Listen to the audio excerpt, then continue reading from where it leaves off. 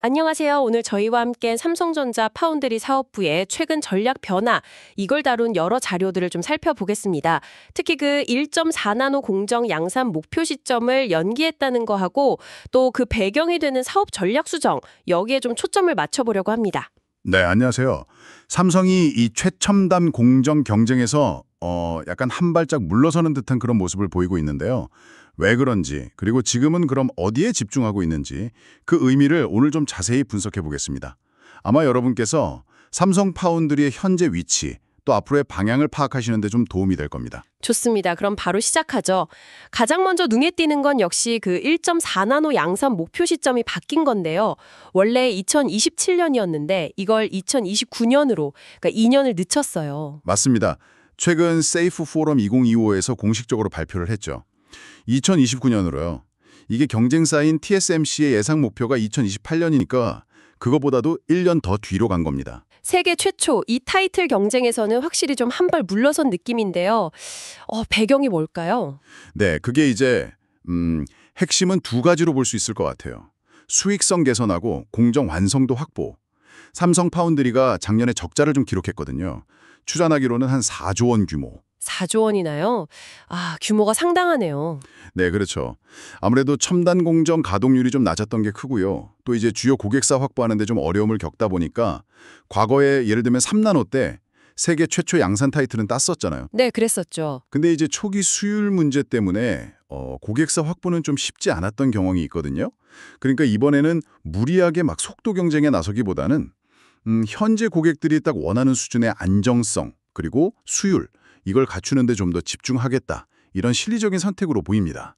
그러니까 과거 경험에서 배운 걸 바탕으로 이번에는 속도보다는 좀 안정성을 택했다. 이런 말씀이시군요. 네, 맞습니다. 그럼 1.4나노 대신에 지금 주력하고 있는 기술은 뭔가요? 바로 2나노하고 4나노 공정입니다. 2나노? 4나노요? 네, 2나노는 올해 하반기에 SF2 공정 양산을 시작하고요. 그 다음에는 점진적으로 성능을 개선한 버전들을 선보일 계획이에요. 특히 이제 AI 시대를 겨냥해서 고성능 버전인 SF2X 이런 것도 준비하고 있고 또 차세대 트랜지스터 구조인 GAA, 게이트 올어라운드 기술이죠. 이 기술의 성숙도를 높여서 경쟁력을 확보하는 게 목표입니다. 그리고 2027년에는 전력 효율을 크게 개선할 수 있는 그 후면 전력 공급 기술 BSPDN이라고 하죠. 이걸 적용한 SF2G 공정도 준비하고 있습니다. 로드맵은 굉장히 구체적이네요. 근데 실제 기술 완성도라든지 고객 반응은 좀 어떤가요? GAA 기술은 벌써 양산 3년 차라고 하던데요. 네, 일단 2나노 수율 자체는 양산 가능한 수준, 그러니까 한 40% 이상에는 도달했다는 얘기가 있습니다. 다만 그 엔비디아 같은 핵심 고객사들의 초기 평가에서는 성능 기대치에는 조금 못 미쳤다 이런 분석도 나오고 있어서요. 성능 쪽이요. 네, 그래서 약속한 대로 성능을 개선하고 또 안정적인 수율을 확보하는 거 이게 좀 시급한 과제라고 할 수 있습니다. GAA 기술 안정화가 결국 2나노 성공의 열쇠가 될 겁니다. 그렇군요. 그럼 4나노 쪽은 어떤가요? 그건 좀 더 안정적인 기술일 텐데요. 4나노는 그 기존 공정 설계를 좀 더 미세하게 줄이는 기술, 광학적 축소라고 하는데요. 이 기술을 적용해서 PPA, 그러니까 소비 전력, 성능, 면적, 이걸 개선한 SF4U 버전을 내년에 2025년에 양산하겠다고 목표를 제시했습니다. SF4U요? 네, 이걸로 전력 효율을 한 20% 정도 향상시켜서 기존 고객들 만족도도 높이고 또 신규 수주도 확보하는데 좀 집중할 계획인 거죠. 결국에는 지금 당장 가장 확실하게 고객한테 신뢰를 줄 수 있는 기술, 그 완성도를 끌어올리겠다 이런 전략으로 보입니다. 알겠습니다. 그럼 이미 좀 성숙 단계에 들어선 공정들, 그러니까 7나노 이하 공정에 대한 전략도 궁금한데요. 가격 경쟁력 이야기가 좀 나오던데요? 네, 맞습니다.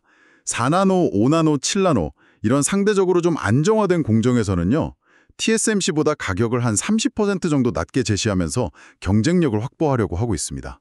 30%나요? 꽤 파격적인데요? 네, 이 공정들은 이제 수율도 한 70% 이상으로 안정됐고 성능도 TSMC랑 충분히 경쟁할 만하다 이런 평가거든요. 그럼 가격으로 승부수를 던져서라도 가동률을 올리고 수익성을 좀 개선하겠다. 이런 현실적인 접근이군요. 네, 그렇죠. 특히 여기서 중요한 점은 이 7나노 이하 공정들이 아직 중국 파운드리 업체들이 쉽게 따라오기는 좀 어려운 기술 영역이라는 겁니다. 아, 중국 업체들과의 격차는 확실히 있군요. 네, 중국 업체들이 이제 구형 공정, 레거시 공정에서는 저가 공세를 막 펼치고 있잖아요. 그러니까 삼성은 기술적으로 우위에 있는 이 영역에서 가격이랑 성능을 무기로 해서 점유율도 늘리고 또 적자폭도 줄이려는 그런 전략인 거죠. 기술 로드맵 조정 말고도 AI 시대를 대비하는 좀 더 큰 그림도 그리고 있는 것 같던데요? 그렇습니다. AI 혁명 지원 이런 기치를 내걸고 있는데요. 파운드리 사업부, 그리고 메모리, 또 첨단 패키징, 이걸 요즘 ABP라고 부르죠. 이 사업부들의 역량을 하나로 쫙 묶는 삼성 AI 솔루션, 이걸 강조하고 있습니다. 아, 파운드리, 메모리, 패키징을 하나로 묶어서요. 네, 단순히 침반 만들어주는 게 아니라 고성능, 저전력, 또 고대역폭 메모리까지 다 통합된 솔루션을 한 번에, 그러니까 턴키로 제공하겠다는 겁니다. 턴키 방식이군요. 그렇죠. 이걸 통해서 공급망 관리도 더 효율적으로 하고 제품 개발 기간, TAT라고 하죠. 턴어라운드 타임, 이걸 한 20% 단축하는 걸 목표로 하고 있습니다.